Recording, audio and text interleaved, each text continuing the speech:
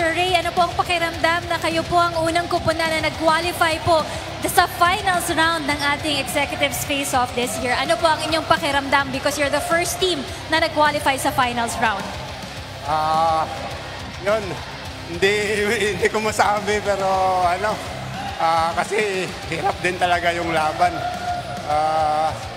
So ito, masaya kami lahat kahit na ganun yung laro, ang sama, pero at least nakuha namin. Maraming salamat kay Lord. Can you also commend on the good effort of the OP executives dahil ang ganda rin po ng nilaro dito ng OP team? Oo, kahit naman sa elimination, pinahirapan nila kami. Congratulations sa kanila kasi sobrang galing din nila. Lakas din talaga, sila.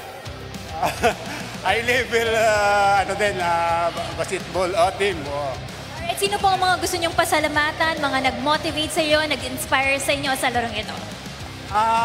Yung pamunuan ng Senate, yun yung una-una kay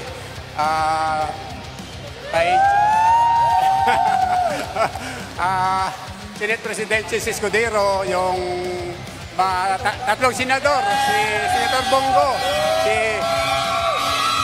Senator Sani, si Senator Dex, secretary na ngayon, si Sir Sani, si Sin Joel, masama talagang lagay, nagpa-opera. So, magaling ka, sir. Para sa'yo yung laban namin na to, sir, kasi nag-message sa GC namin na kailangan manalo kami ngayon. Ay, maraming salamat po sa inyo. Sir Romel Evaristo, what kind of Senate team naman po ang makikita natin on the finals round? Meron po ba kayong gustong makalaban in the finals round? Ang GSIS po ba o ang AFP? Kahit naman sino sa dalawa pares naman deserving. Wala naman kaming pinipili. Basta kung sino na lang yung manalo, paghahandaan na lang namin. What kind of a Senate team ang makikita natin sa ating finals round? You have 1 week to prepare for that. Siguro mag-iiba yung namin. Magpo-focus kami sa depensa. Yung paghahandaan talaga namin. Sir, yung mga gusto niyo pong batiin at pasalamatan para sa larong ito?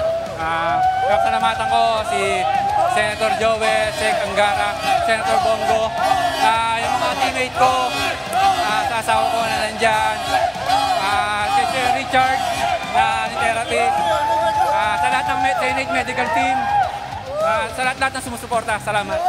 Maraming salamat po sa inyo. And of course, Senator Bongo, baka may gusto po kayong batiin at pasalamatan on the part of the Senate Sentinel. Congratulations po sa Office of the President at sa mga kasamahan natin. Team effort to. Kita nyo, overtime, coach, mga players, lahat, tulong-tulong po ito.